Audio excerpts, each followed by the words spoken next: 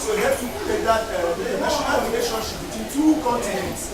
Is that understood? Is that understood? So this day started was celebrated in 2006 and up to this period of time more than 104 countries are celebrating this day every year. And this day is celebrated on the second weekend of May.